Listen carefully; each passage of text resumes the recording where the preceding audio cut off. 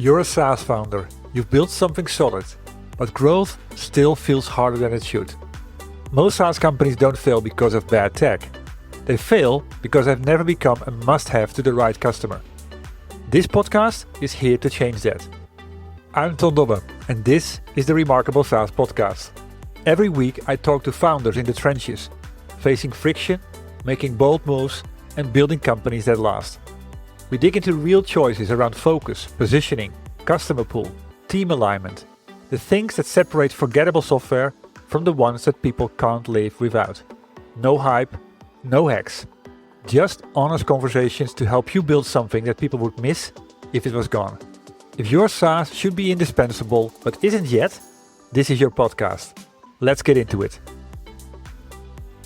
The guest on my podcast this week is Sid Masson, CEO and co-founder of Wokelo. Capital efficiency for us, being slightly constrained at times, actually helps us in being more innovative, right? The most innovations, the most disruptive ideas actually come out of constraints. And we don't want to give our team or, even us as founders that luxury that, hey, there's enough, money on the table that I can go and do a land grab. I think we need to still solve a few fundamentals. This is Sid. We dig into why he prioritized accuracy over speed, where every competitor was doing the opposite. Early customers pushed back on the 20 to 30 minutes wait time, and he used that friction to identify who valued being right over being fast. You'll hear how they learned which segments truly value depth over speed, why usage alone doesn't predict retention, and what happens when you triangulate usage with perceived value. The conversation reveals why saying no to attractive customers can be the most important growth decision, and what changes when you stop chasing every dollar on the table.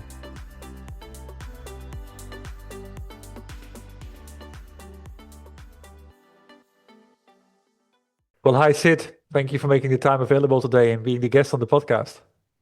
Oh, it's my pleasure, Tom. Thanks so much for having me. Yeah, well, it's there's this whole wave of agentic AI, and there was this wave of generative, and then they'll move towards agents. And I saw that you were one of the first to start experimenting with this when it was not a thing yet, so that intrigued me. But then I started reading your story, and I found it intriguing in the first place about how you started it and also what you stand for. So I had to have you on the podcast. Remarkable things happen there. So before we start talking about your company, Wokelo, what drives you? What does give you energy as an entrepreneur?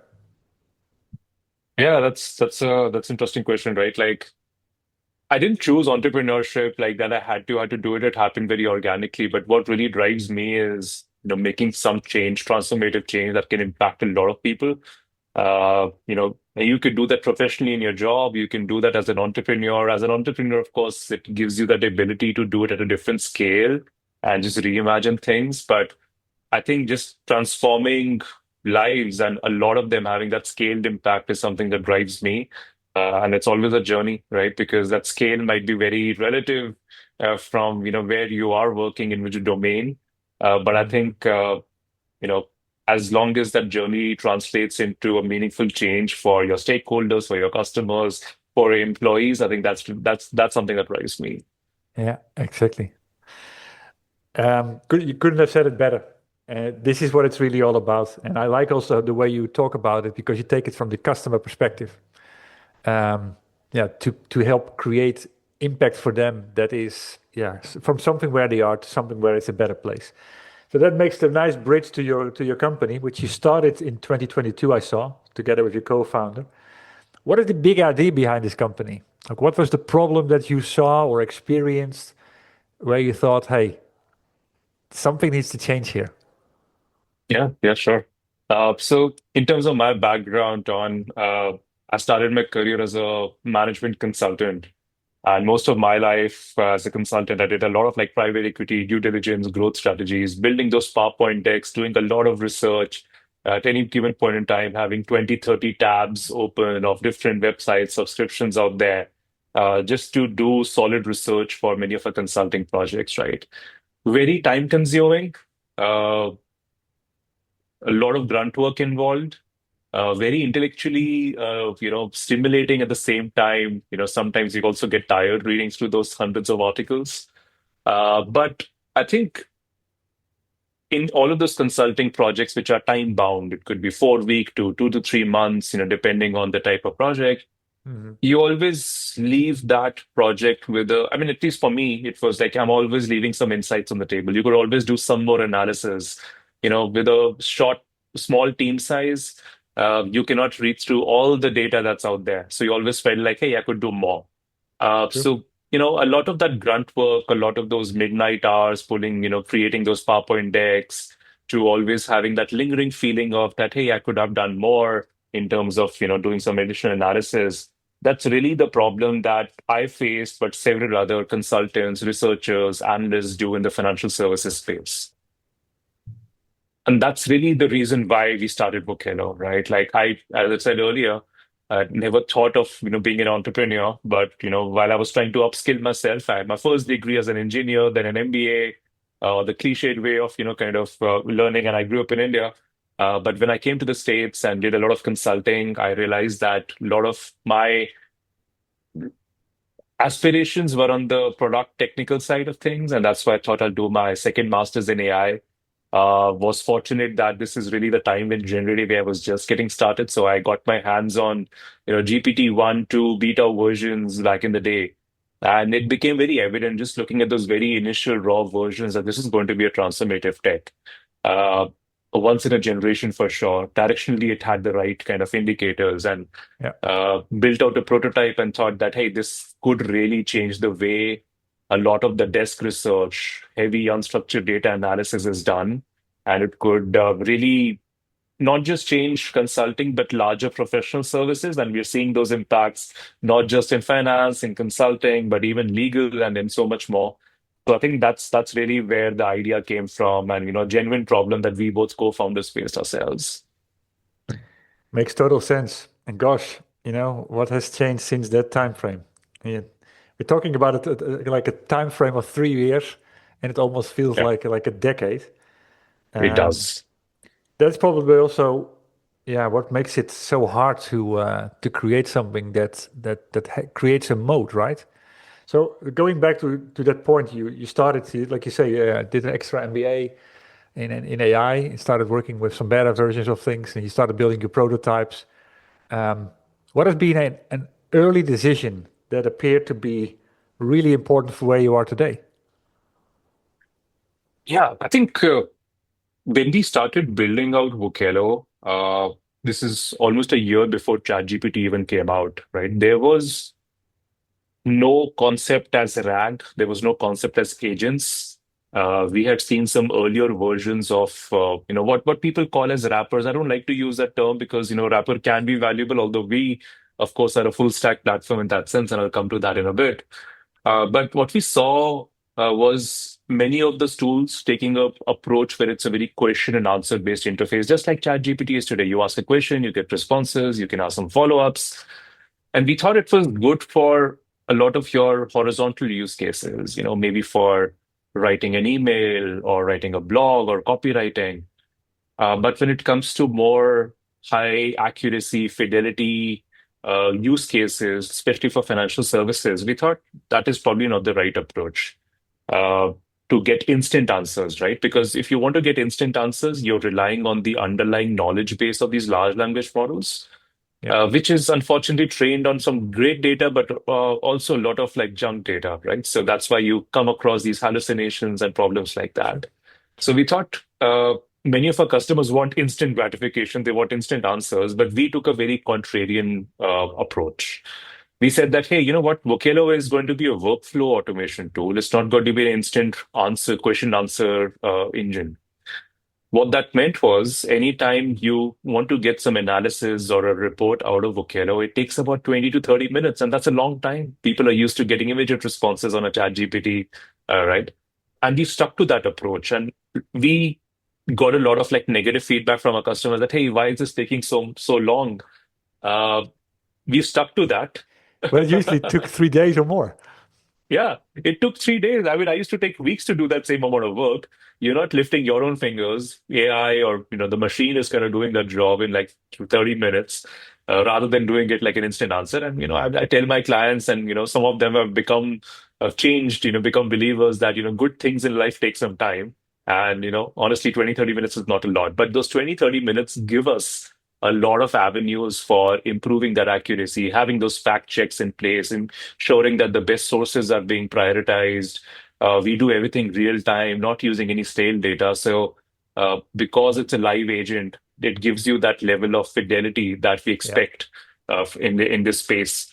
But that decision was very pivotal from a product positioning standpoint, from an architecture standpoint, from a user interface standpoint. So a very contrarian decision. And when we see most of our competitors or peers, we see them taking the very same approach of a Q&A interface. But I think this has served us well.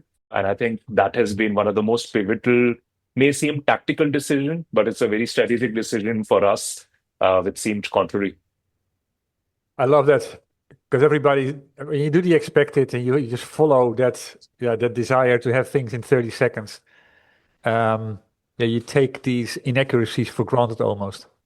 And Right. that is fine for maybe half the world or possibly more. But in certain use cases, it's an yeah, it's an absolute no-no. So this decision to go and take the workflow approach, the contrarian thing that okay, it's going to take time because it needs to be accurate. How has that also influenced who you're building this for? Because you said research, but um, any specific research? Do you see that, for Yeah. example, in one industry, there's this problem is bigger than in other industries? Yeah, that's a great question. So we serve different set of like segments, uh, right from private equity, venture capital to investment banking, consulting firms, all over. And the needs, the pain points, the use cases are different for each one of these, although the underlying tech stack might be very similar in terms Hmm. of the data engineering, in terms of the interface. Uh, we see that venture capital is like more high volume, quick responses, quick glancing, would not have the data to go into that depth. So of course, they want something much sooner, faster. Whereas on the other side of the spectrum, we see consulting firms really go very deep, add a lot of rigor because that's what they're getting paid for, right? So I think those aspirations, those needs are very different from these two segments. And again, within the same customer persona, there might be different use cases, right? For example, in investment banking, if a banker wants to get a quick insight on what are the key insights from the last, earnings call, they would want it instantaneously. But if they want a very deep analysis on a biotech company in terms of what R&D and intellectual property that they're kind of building, they're okay to wait for some time. So we're seeing these variations of expectations across different segments of customers. We see being very instant gratification oriented, consulting being patient and detail oriented. But even within the same segments, we see multiple users. A senior partner in a consulting firm or an investment bank will want something in like 10-15 minutes at max. But a junior analyst doesn't mind waiting for longer because they are the ones who are getting into the weeds. So that's how we're observing the market right now. Yeah, completely agree. Yeah, and the question at the end is, of course, which of those use cases and what type of settings and scenarios your product fits best. Now, talking about, you started 2022, it's now 2025. ChatGPT was not on the market. It is today. There's version 5 already. All of these vendors are incorporating the research features almost for free. So, what are you doing different in this case, not only from a contrarian perspective, but also to keep staying ahead of the market? So So every time a new release of OpenAI, ChatGPT, or GPT-5 now and future versions come in, but even other vendors like very very good to see the progress that Anthropic and Gemini have also made in the recent past. Uh, we honestly welcome every time those models improve because that further elevates our platform's own value creation opportunities. Yeah. Uh, the way a vertical AI platform is slightly different from horizontal use cases. I do think that certain horizontal use cases are definitely more likely to be disrupted by the foundation models as they kind of progress and get better. We saw it in copywriting, right? We're seeing it in email generation, those kind of use cases. Yeah, But true. certain horizontal applications like a CRM is still very specialized. But extend that to even a vertical AI application.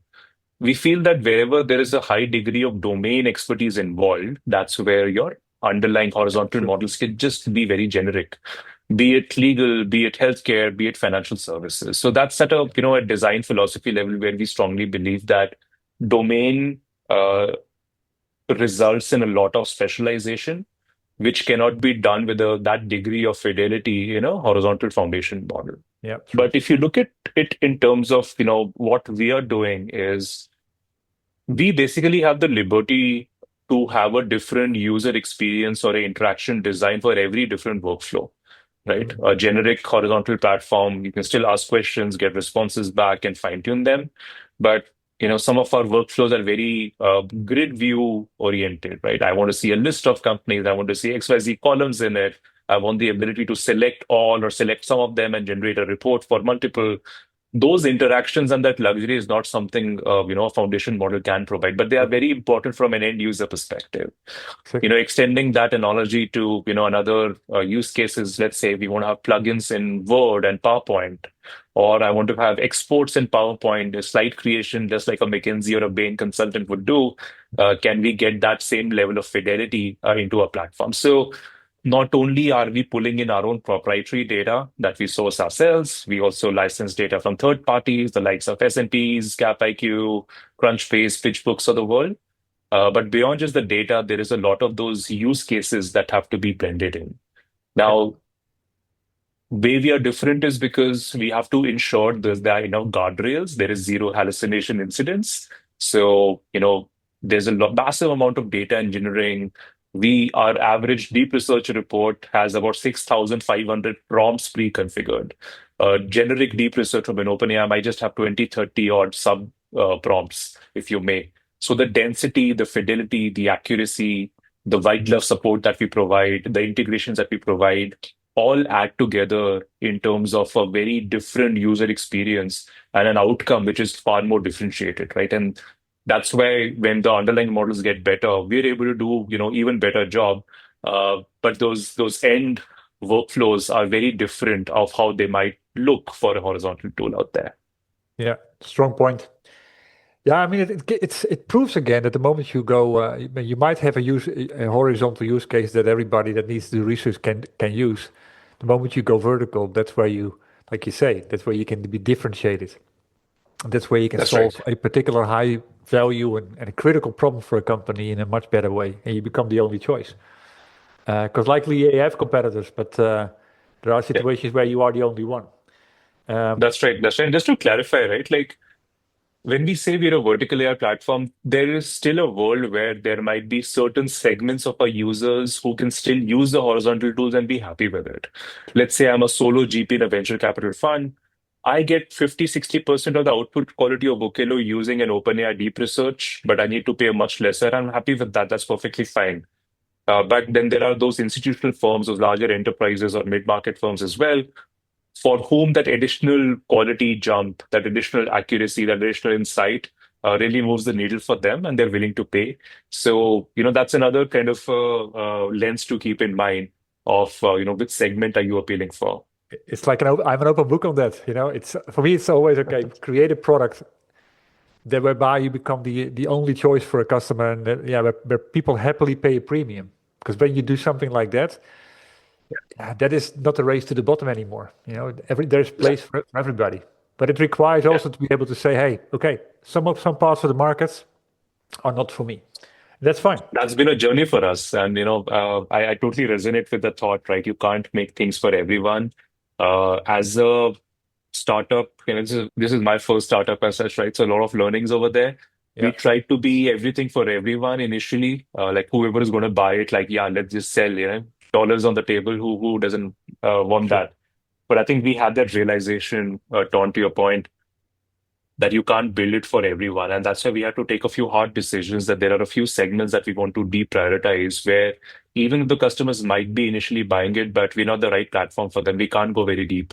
For us, uh, customizations and the configurability is very important, right? Because when we talk to enterprises, they have their own secret sauce, they have their own methodologies and frameworks. When they use these horizontal tools, they're getting a very standard cookie cutter kind of a response, right? Mm. And it doesn't differentiate them because all of their peers are also on OpenAI enterprise subscription. So how do I differentiate? And Yeah. that's where those customizations, configurability become really important to codify into the platform.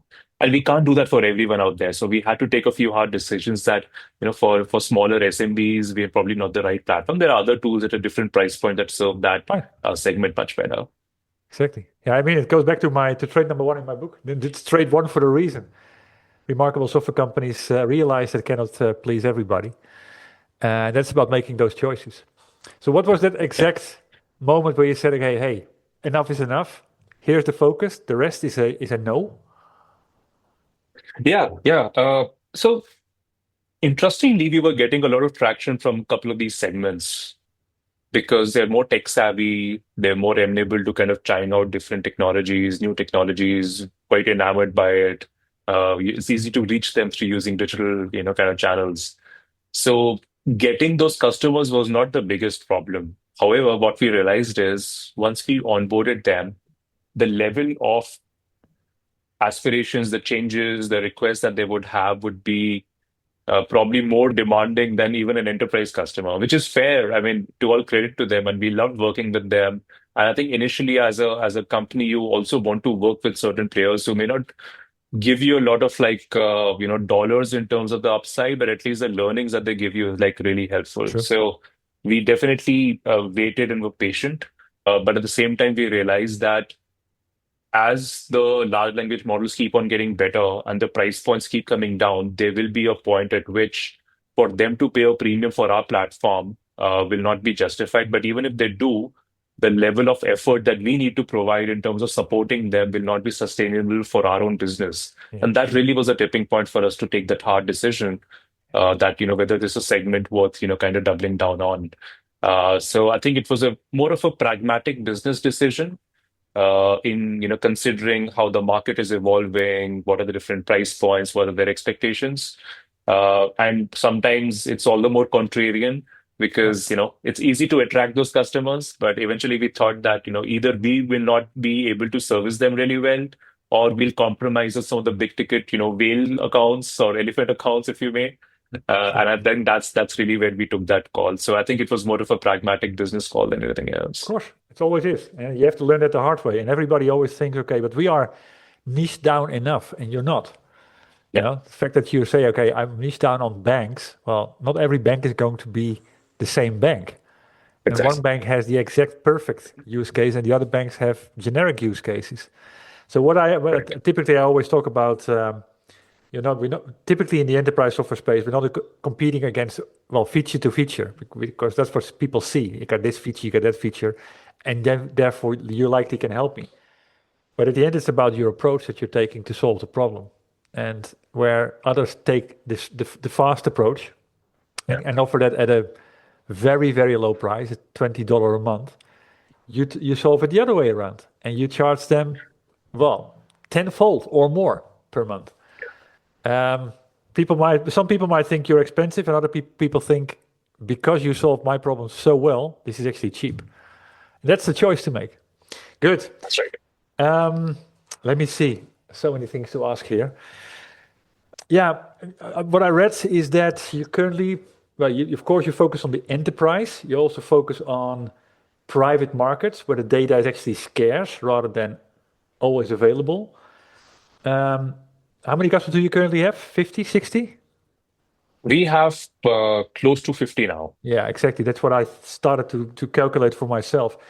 What have you learned from getting the first 10? What was hard to get that first traction and for you to see, hey, this is working, maybe this is working a little less? Yeah, yeah, sure. So yeah, the first 10 customers was a journey by itself. I think, first of all, a huge deal of respect to the first 10 buyers, right? Because they're buying into you as a founding team, you as a founder, True. you as an idea, Yeah. because you don't have something concrete in terms of showing that, hey, I'm serving maybe 30, hundreds of Fortune 100 companies, right? You don't have that credibility in the market. So they're Yeah. actually investing in you. So I have a great deal of respect for our first 10 customers. Early customers are always good fun because True. they give you a lot of feedback. They're invested in you because you don't come with that credibility or the track record. Yeah. So the learnings for us was essentially, how is the adoption really taking place, right? Like one part of it is, having something being able to make a sell, but more importantly, what we were tracking is, are we getting the right retention? Are we getting the right adoption? Are they actually finding value in it? And of course, you get both sides of it. Some very pleased customers and some not so pleased customers. And all of this is like extremely valuable. True. Uh, what gave us the conviction to double down on a few segments was purely the usage that we saw, right? Among consulting firms, among investment banks, VCs, growth stage, the volume of usage kind of surprised us. And I think that was a very good indicator for us that, hey, we doubled down on these particular segments. At the same time, there were certain customers who did not like the platform, who did not find value. And those are even more valuable lessons for us, right, in terms of company building, in terms of product building. For example, there were a few integrations that we were supposed to support, right, which had the Hmm. customer had an expectation, but it turns out they just did not have the data pipelines in place to persist their data into the platform, right? So very little that we could do. So that gave us a lot of those micro learnings, if you may, which is Hmm. like, hey, if a customer has these XYZ tech stack, then it's more likely to probably have greater usage. Yeah. If they are using another tool like a CRM, which can integrate with our platform, Wokelo, of course, the usage is going to spike because they don't have to come on the platform on their own. And, a lot of those things can run behind the scenes, automated manner. So I True. think if we kind of zoom out of all of these learnings, I think if I were to synthesize it, uh, usage reports, usage trends, their ability to coming back to the platform over and over again. So just usage in isolation is not going to help you. You're going to have spurts of growth, when people need something valuable. But I think a Yeah. true test is the frequency. Are they coming back to the platform every week or every month or whatever the frequency is set out? So that was one important lever for us. But I think a lot of the early customers provide you feedback is even beyond the usage. And I think that was a true learning for us. We thought there were certain customers who had very low usage would probably churn and they're not finding value on the platform. But it turns out just those very few reports that they would have run on the platform were so valuable to them that was surprising for us, and they renewed, but they even expanded from an True. account expectation perspective. So that gave us that learning and that insight that usage is one important proxy, but that alone is not sufficient, and that when triangulated with value, what is the perceived value by every customer, that varies from person to person, from True. organization to organization. So even if you're seeing very high usage, and we've also had certain customers whose usage was like up through the roofs, right? But they still churned after 3 months. So that again gave us that insight that you need to triangulate usage along with the perceived value. But what is that perceived value? What are those outcomes that you're driving? So then we Exactly. learned that, hey, our segmentation of which customer segments to double down should be actually measured in terms of what outcomes can you drive. Now, it's not very easy at Always. times to measure those outcomes from firm to firm, especially when you're dealing with like so many different personas. Yeah. But I think that's really what our 10 first customers taught us. Exactly. It's always about an outcome at the end. It's not what Yeah, like the time that you're saving on certain things. It's the value that people can create. Like you said before, it needs to differentiate them. yeah, Yeah. yeah, yeah. Well, that's one of them. That's one of the arguments. Yeah, yeah. There's one gentleman who runs this is a sole proprietor, but has a small lean team of like 3 or 4 people. Did not expect him to be paying in thousands of dollars that we have as a price point, but he still bought it. And even then, I was slightly nervous. Will this person really use it? Yeah. Their actual usage was very low, but we set up these monitoring feeds for them where this person who advises fund of funds can really track all the underlying holdings of those funds. So the outcome in this case was every Sunday he would get like a newsletter which is hyper personalized basis his portfolio or the fund's portfolio. And he would get to learn about these new insights or new news and events that was just not humanly possible for them to contract because AI can scan through thousands of documents and news articles. That insight, when he took it to his client, that, hey, I learned one of your portfolio companies is doing XYZ and it runs a risk of, something else. That interaction with his client, which is a fund, positioned him in such a great kind of a stride that, hey, this person knows our business so well that he could tell a insight from one of our portfolio companies among thousands of portcos. And that trust that he was able to establish with his client helped him get more business, right? So that is an example of an outcome which is so far-fetched in terms of how we think as a SaaS business at times. True. Usage, cohorts, how many reports are they running, frequency. But ultimately, it just translated down to that one interaction where he was able to position himself as a great advisor, and our tool enabled him to do that. So I think those are the kind of outcomes that one doesn't really realize at times. Nice. Thanks for sharing that anecdote, because that's exactly what it needs to be all about at the end. And we often focus so much on the use case and what do you try to achieve and to do, and do we solve it in as fast as possible?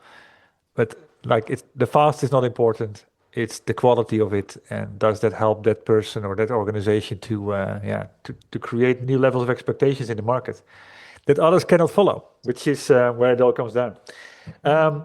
What I saw is that you had a couple of funding rounds, but you're also getting, what I read is you're getting towards profitability, or you're now profitable already. How do you go about it? So one of your things is around capital efficiency. How do you ensure that your organization can grow and meet expectations on the growth level, but also stay sustainable in this incredibly fast-moving world? Yeah, I think that's a great question, right? Because right now we're very much in the middle of the whole AI hype cycle. And we are definitely riding on that wave, there's no doubt. And it comes with certain expectations from investors, from the market. But I think it's always, we are building a business for long term, right? And irrespective of the noise and the clutter that you hear in the market of certain firms scaling to 100 million in a couple of months or things like that, one has to understand that every firm or every type of product and firm is kind of different from each other. And the growth rates are going to be impacted by the customers that you're serving, the product that you're selling, the sales cycle that it has, right? We are serving through a direct sales model to enterprises. So obviously, it's not very different from a direct to consumer or a product-led growth kind of a model. Exactly. With that as a backdrop, right? Even for us to think about capital efficiency, we think growth at all costs is not something that we as a firm believe in. Right? We believe that if you have to create long-term value, you have to think long-term. And if you have to think long-term, then you have to take certain decisions, which again might seem counterintuitive to venture capitalist firms. But in general business sense, those are actual rational decisions. Capital efficiency for us, being slightly constrained at times, actually helps us in being more innovative, right? The most innovations, the most disruptive ideas actually come out of constraints. And we don't want to give our team or, even us as founders that luxury that, hey, there's enough, money on the table that I can go and do a land grab. I think we need to still solve a few fundamentals. Let me make a small interruption here. Sid just made a critical remark that sets his approach apart from most venture-backed founders. Being capital constrained actually makes you more innovative, not less. Most funded companies treat capital as fuel. More money means faster growth, means bigger teams. But Sid argues constraints force you to solve fundamentals instead of masking problems with cash. When you cannot throw money at acquisition or headcount, you have to answer the hard questions. Which customers truly matter? What actually creates value? Where should we not compete? The constraint becomes a strategy. And this is what remarkable SaaS companies do. They acknowledge they cannot please everyone. They aim to be different, not just better. And then they focus on the essence. Want to master these traits as well? Simply read my book. I've made the electronic version available for free. Just visit theremarkableeffect.com to grab your copy, and inspiration will spark within 10 minutes. Back to the interview. Yeah. So I think that's where we are coming from. It's like build a long-term business. We want to be venture backed because of course it gives us the network, it gives us the credibility, it helps us, definitely add some fuel wherever we're seeing where it's okay to double down, but it's not okay Sure. to double down in all of those aspects. So I think that's really the reason why we've been slightly cautious in terms of our own firm's DNA in being cost efficient. At the Very good. same time, it would be amiss if I said that, hey, we do not want to grow, right? We definitely want to grow. That's what our aspirations are. But Yeah. I think we just want to be slightly more level-headed about things rather than just burning some money and going bust after a couple of years. Yeah. It's fascinating because, yeah, being a funded company, having money in the bank, but still running it as a bootstrap company. And I completely agree with you. These constraints are, yeah, I mean, they are so useful. I mean, you can always think, okay, not with all the money we can do anything, but keep that constraint. Like, okay, what if we Yeah, didn't have that money? What if we want to stay at, what is it, 20 people, 30 people, 40 people, but double the revenue? These are far more fundamental questions and far more fun to answer as well. Um, exactly. you said we needed to fix, or we wanted to fix a couple of fundamentals. Can you give an example of one of the fundamentals that you say, hey, this was critical for us to fix? Yeah, sure. Because we have a very consultative way of selling and the way in which the market is evolving, right? A lot of like new tools, a lot of like clutter, a lot of competition. Mm. Uh, you started it with like, hey, there's so many foundation models themselves kind of, making progress. So there's always a constant churn in terms of your own positioning, your own way of doing sales, right? So that's a constantly iterative kind of a process. Yeah, I think we've got to a point where we have a repeatable motion where we know how to get our customers from which channels and how to kind of convert them. But I think what I'm referring to is we want to improve our conversion rates, right? From let's say a sales qualified lead to a closed deal. We want to improve our conversion from let's say pilots to actual annual multi-year contracts. Those are still good enough for all VCs to pump in money and kind of grow from there. But we think there's definitely much more scope for us to improve because if we take a decision right now to push on the gas pedal and just accelerate even with a suboptimal conversion rate, you're just taking it to another scale. So you want to improve certain fundamentals in terms of, hey, can I improve the sales talk tracks? Can I improve the demo process? Can I further squeeze in the sales cycle? And once we feel that we've hit that sweet spot is when would be the right time for us to press the gas pedal. That's something to do with sales. I think that's the primary, right? On the tech front, I think we definitely have a great product velocity. So very proud of the work that the team has done. And then comes the customer success or the account management part of it, right? How are we able to provide that experience? And I think, like all startups, right, we've made a bunch of mistakes in terms of where to put in our efforts, where not to put in our efforts.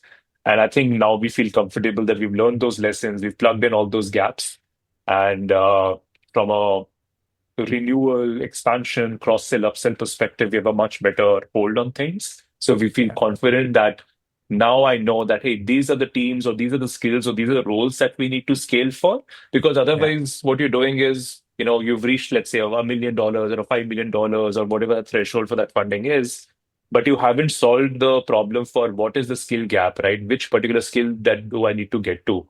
And mind you, the way and which you were just mentioning, right? Like the old roles of an account executive or a customer success manager no longer apply to a post AI or a Gen AI world. Many of those roles are actually getting merged with each other. A lot of these things are, getting rationalized, if you may. And sure. for you to know that, hey, what is the right mix of talent that you need? Do I need a solution engineer versus an account executive? Do I just need an SDR and a solution engineer and no account executive in this post AI world? True. Those are the kind of decisions you need to be very comfortable about before you kind of, hit that gas pedal. So I think those are things that we've been very interested to kind of follow and have those learnings. Huh. Hours of podcast to go for this, but I have to also respect time in this case. Well, from the experience that you've gained so far, dealing with these type of decisions, if you have to give a do and a don't as an advice to other, yeah, founders, CEOs of software companies that yeah, are going through the same motion, what would it be? Sure. From a do perspective, I would say there should be a disproportionate focus on customer success right from day one. Right, the kind of learnings, like, and I think many of us tend to think of that as an afterthought, right? Yeah. And I think it should not be an afterthought in a SaaS business, because for a new category that you're trying to build, and that's what is happening right now. With AI, you're infusing, you're building from services to software, that kind of a transition. Hmm. For you to have a very good pulse on what the customer wants, needs, and that's constantly evolving, cannot be an afterthought. So I think do customer success from day zero. I think that's a non-negotiable. True. From a don't perspective, what I would say is overspending, or initially on marketing can sometimes distort your view. You may think that you're getting right traction because of spending something on the marketing, but that's really an artificial boost that you're kind of giving in. There is still no better traction than word of mouth or referrals from your early customers. Those first 10 early customers that you kind of gain through your own networking, through your own hustle, or whichever way you get them, even through marketing. But if you think you're going to double down on marketing and get 10 more, that's one way to do it, which I think is not the best approach. If you're not getting at least 3 to 4 referrals from your existing 10 clients, you're doing something wrong. So I think that's my other piece of advice. Exactly. Trait number 6 in my book. Remarkable software companies create fans, not just customers. That sums it up perfectly. It's every company can create that growth, but it's about acknowledging you cannot please everyone, delivering something that's valuable and desirable to those, and that then create fans out of those companies so that flywheel get going. And in the meantime, you learn so much. Thank you very much for sharing all the wisdom, Sid. Where can people go to find out more about the company or to say hi to you? Yeah, sure. You can reach out to www.wokelo.ai. That's WOKELO.ai.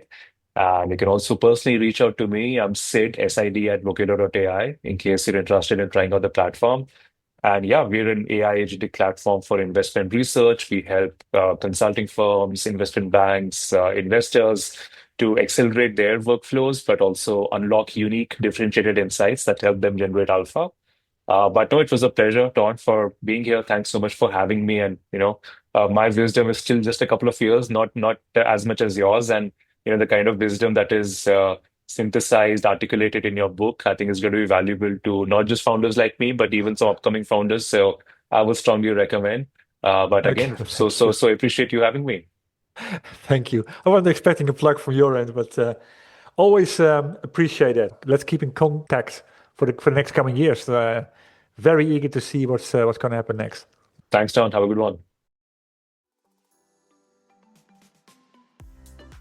And this wraps up my conversation with Sid Masson, CEO and co-founder of Wokelo. If you got value from this episode, please share it with other SaaS founders who need to hear this as well. And if you got 10 seconds, a quick rating or review on Apple Podcasts will help more people to find these conversations. Thank you for listening to the Remarkable SaaS podcast. If you want more insights like this, subscribe to my daily email, Espresso with Ton. It's a 2-minute shot of clarity for SaaS founders who want to create pull, not push. You can sign up, along with getting my book, at valueinspiration.com. See you in the next episode.